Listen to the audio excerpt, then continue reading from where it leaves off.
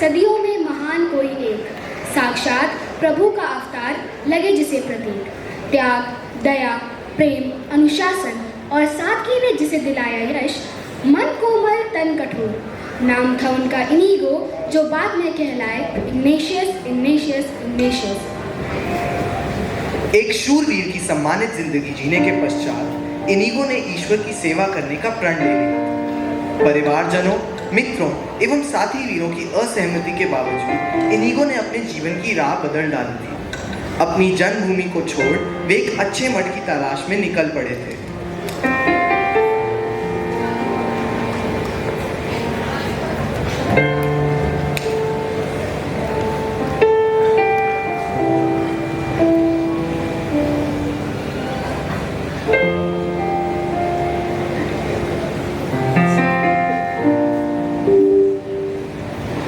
एक दो मठों में वे रुके भी, किंतु उनका मन उन मठों की जिंदगी को स्वीकार न सका। फलतः रास्ते में एक छोटे गांव मनरेसा में ही रुककर एक गुफा को उन्होंने अपना आश्रय बनाया। आरंभ में तो प्रार्थना की लंबी घड़ियां उन्हें आनंद पहुंचाती रहीं, लेकिन कुछ समय बाद आज प्रार्थना में शांति और आनंद की प्राप्ति क्यों नहीं हो रही है? ना मैं ध्यान ही कर पा रहा हूँ, ना ही मन में कोई खुशी ही महसूस कर पा रहा हूँ। क्यों? कहीं प्रार्थना करने का मेरा तरीका गलत तो नहीं, या फिर मेरी प्रार्थनाएं ईश्वर को पसंद नहीं आ रही हैं, इसलिए मेरा मन अशांत है। इनीगो, इनीगो, इनीगो, कौन? ये किसकी आवाज है? यहाँ कौन है? डर गए? अरे मैं हूं तुम्हारा मन। मन? हाँ, मैं तुम्हारे मन की आवाज हूं। मन की आवाज, लेकिन ये तो सुनाई नहीं देती है। तभी तो लोग जल्दबाजी में गलत राह चुन लेते हैं, अपने जीवन के लिए गलत फैसले ले लेते हैं। जैसे तुम। गलत राह, गलत फैसला, क्या मतलब? तो क्या ईश्वर की राह पर चलने का मेरा फैसला भी गलत था? तो फिर तुम्हारा मन इतने संदेह में क्यों है? तुम विचलित क्यों रहते हो? कहीं तुम्हें अपने इस फैसले पर संदेह है? ईश्वर की महिमा का बखाना करना, जरूरतमंदों की सेवा करना और सादगी भरा जीवन जीने का प्रण तो तुम्हारा ही था ना? बोलो इनीगो, हिंसा से दूर रहने, प्रेम का संदेश बांटने का और प्रार्थना में जीवन जीने के तुम्हें किसी ने रोका तो नहीं था? सेना की सम्मान भरी अपनी नौकरी छोड़ने के लिए तुम्हें किसी ने बाध्य तो नहीं किया था? जवाब क्यों नहीं देते हो इनीगो? जिन पुस्तकों ने तुम्हारी जिंदगी बदल दी, उन पुस्तक पढ़ने के तुम पर किसी ने जोर तो नहीं किया था? बार बार ईसा मसीह और संतों के जीवन पर मंथन करने क्या किसी ने तुम्हें मजबूर किया था? तुम्हें जवाब देना होगा इनीगो।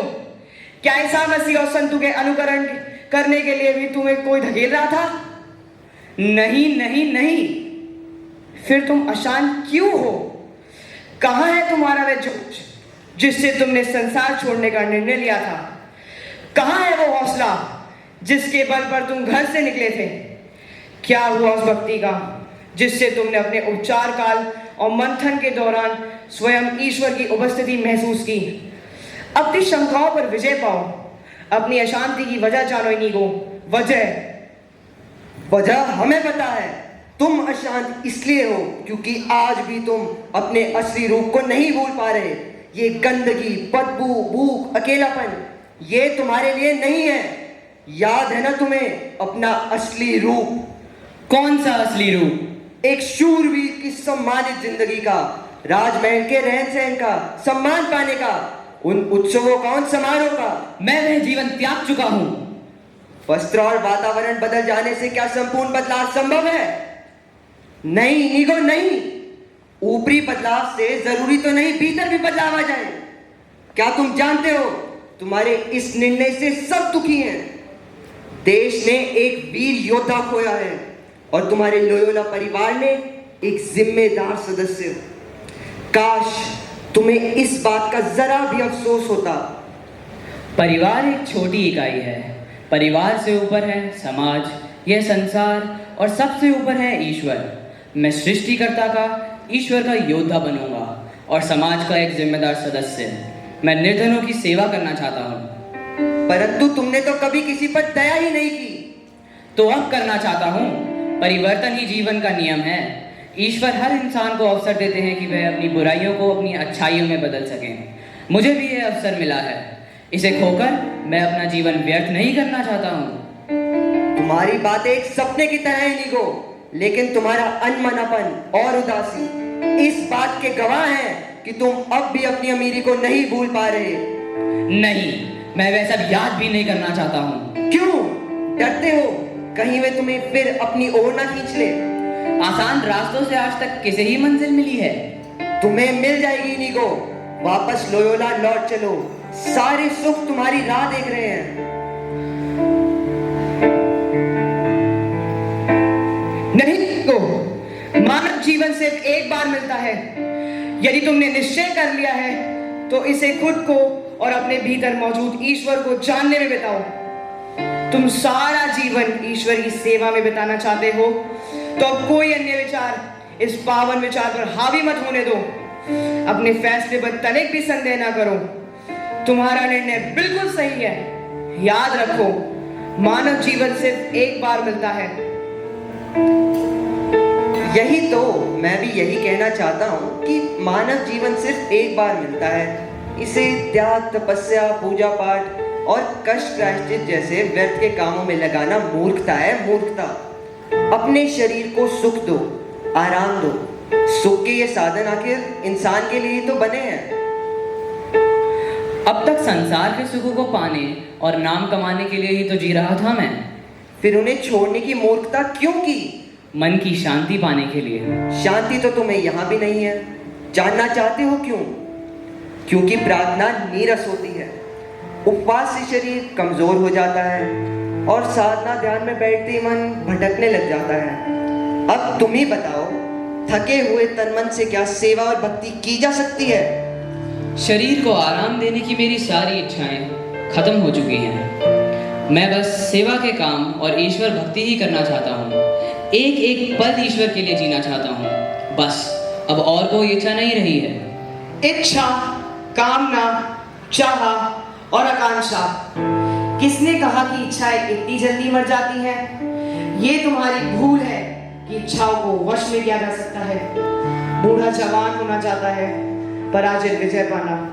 गरीब अमीर होना और अमीर सबसे अमीर होना चाहता है। फिर इच्छाएं खत्म कैसे हुई? ईश्वर को पाने के लिए संसार छोड़कर यहाँ गुफा में बैठने की क्या जरूरत है नीगो? ये तो संसार से पलायन है, पलायन। तुम्हारी इच्छा शक्ति कितनी दृढ़ है इसका पता तो तब लगेगा ना जब तुम संसार में रहकर संसार के लोगों की सेवा करो। वापस घर लौट चलो इनीगो। अपनी दबी हुई सारी इच्छाओं को पूरा करो और एक सुखी जीवन जियो। हाय नीगो, ईश्वर की बातें सुनने का किसी के पास कहाँ वक्त है?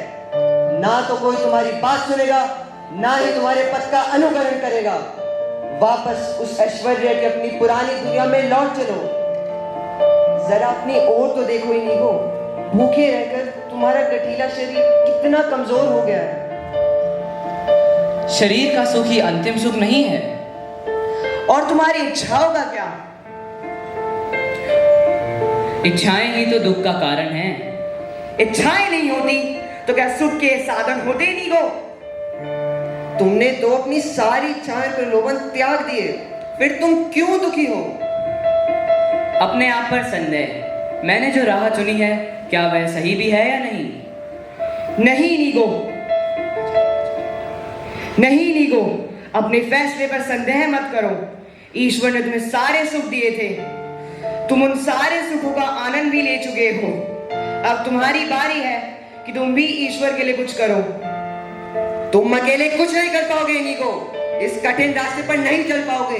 ना तो लोग तुम्हारे इस प्रेम और ईमानदारी के रास्ते को समझेंगे और ना ही तुम उन्हें समझा सकोगे। ओह, ये कैसा संघर्ष है? इनीगो, ये जीवन सिर्फ एक युद्ध क्षेत्र ही है। यहाँ इंसान हर पल एक जंग लड़ता है। अपने होने न होने की, करने न करने की जंग। जब इच्छा, अहंकार और प्रलोभन ही शत्रु बनकर नेकी का रास्ता रोक लेते हैं, तो इस जंग में वही व्यक्ति विजय पा सकता है जिसका आत्मबल मजबूत हो, जिसे अपने ऊपर, अपने फैसले पर, अपने सिद्धांतों पर और अपने ईश्वर पर अटूट विश्वास हो। तो क्या मैं इन पर विजय पा सकूंगा? अवश्य नीगो। जब तुमने अपने घर परिवार, सुंदर वस्त्र, नौकरी और पद प्रतिष्ठा को खुशी खुशी त्याग दिया, तब एक दिन अवश्य तुम अपने इन संदेहों पर भी विजय पालोगे। पर कैसे? अपने उद्देश्य को और अपने ईश्वर को हमेशा अपने सामने रखो। ईश्वर पर विश्वास रखो। तुम्हारा उद्देश्य महान है और जिनके लिए तुम ये कर रहे हो वह सबसे महान है। फिर यह संदेह क्यों? अपने फैसले पर भरोसा रखो इनीगो। विश्वास की ही ठोकर संदेह के टीले को हटा सकती है, ताकि तुम प्रेम, सेवा और भक्ति के मार्ग पे आगे बढ़ सको। याद रखो, तुम एक शूरवीर हो और अब तो तुम प्रभु के शूरवीर कहलाने के पद पर निकल गए हो। सचमुच मुझे तो किसी भी प्रकार का कोई भ्रम, कोई संदेह होना ही नहीं चाहिए। सिर्फ अपने ईश्वर पर दृढ़ विश्वास रखकर आगे बढ़ना चाहिए। याद रखो, प्रभु तुम्हारे आश्रय हैं। जब तुमने सर्वोच्च प्रभु को अपना शरण स्थान बनाया है, तब तुम्हारा कोई अनिष्ट नहीं होगा। और हाँ, समय पर भोजन करना ना भूलना, क्योंकि कमजोर शरीर से तपस्या कभी नहीं हो सकती।